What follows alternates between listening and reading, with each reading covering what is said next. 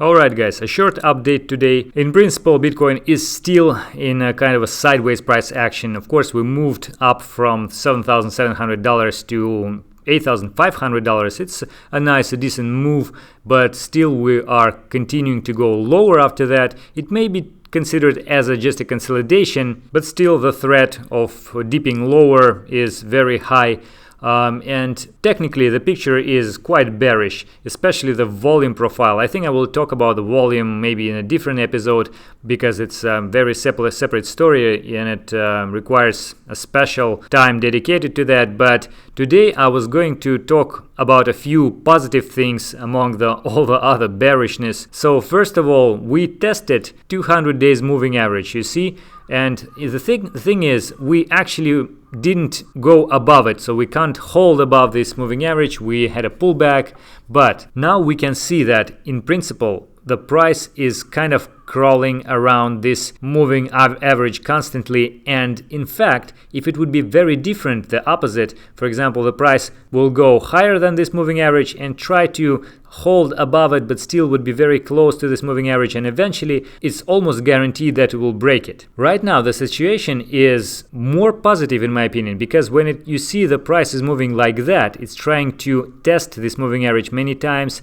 It is going like this and eventually it will go up. I think, like statistically it does it usually, and then as soon as we will have this powerful breakout, then we will be able to see the coverage of all this move to the downside with another green candle, maybe until $9,000 or something like that, because the longer we are accumulating here, the more likely the next move will be very strong. Of course, it could be the move to the downside, which we'll talk about in the next episode. We actually covered that before as well, but in case if we'll see the move to the upside, it also could be very, very powerful. The second thing is Fisher transform indicator. You see, we had this green bullish intersection indicating the reversal, and it was from almost -4. It is very, very strong in terms of the probability for the reversal to the upside. And in fact, we didn't see the bearish crossover after that, for example, like we saw here.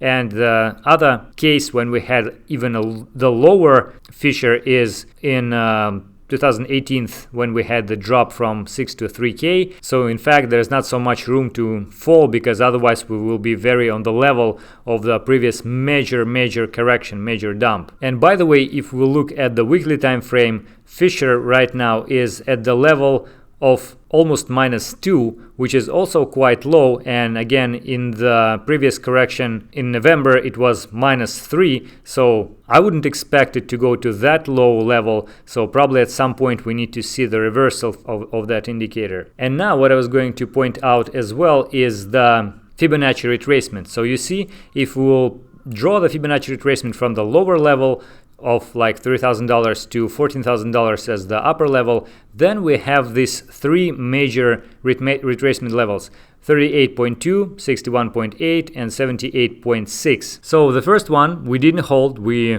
violently dropped below that, and now we kind of approaching to the second one, 61.8, which is about $7,300. But the thing is that if you look at the previous corrections and the history, there's very, very few cases when the price actually had a bounce exactly from the level. We either stay a little bit higher than this level, or we pierced this level and went a little bit below this level, which implies that we either already have this bottom by staying a little bit above that, or if we will go a little bit below that, we will appear to be in the zone where almost there is no volume here. You see, it was like a very huge candle here and there is no support. So as soon as we will go lower, maybe below $7,000, then the path to $5,000 and 5,500 is fully open, and then we actually have the stop somewhere around $5,500, 78.6 by Fibonacci. But then you can imagine how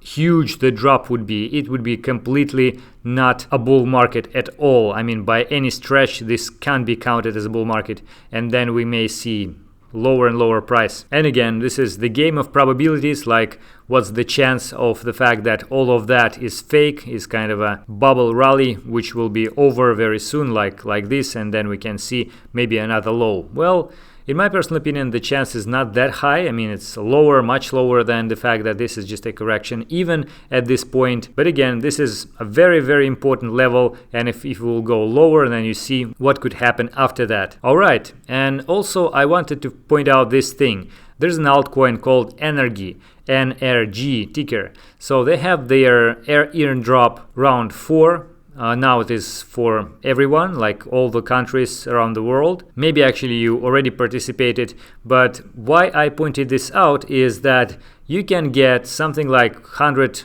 coins, and now the price of the coin is $3, so you can get like $300. In fact, I counted it should be more than 100 if you'll complete all the tasks they offer. And the idea is that it's not an airdrop, right? It's airdrop. You need to answer some questions, you need to pass KYC, and then you need to follow them on Twitter, Telegram, and so on and so forth. And every finished task will give you some amount of the coins. So I wouldn't say that it's super simple, but on the other hand, right now, of course, as all the altcoins are going down, the energy also went quite low after the reasonable growth before that.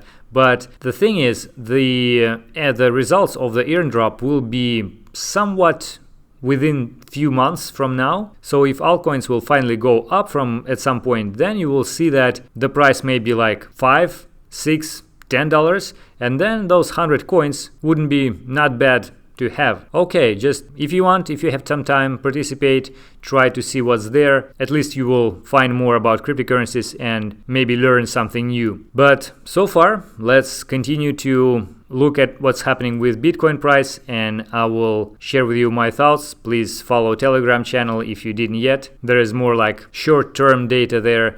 And yeah, that is it for today. I hope that it was useful. Thank you for watching.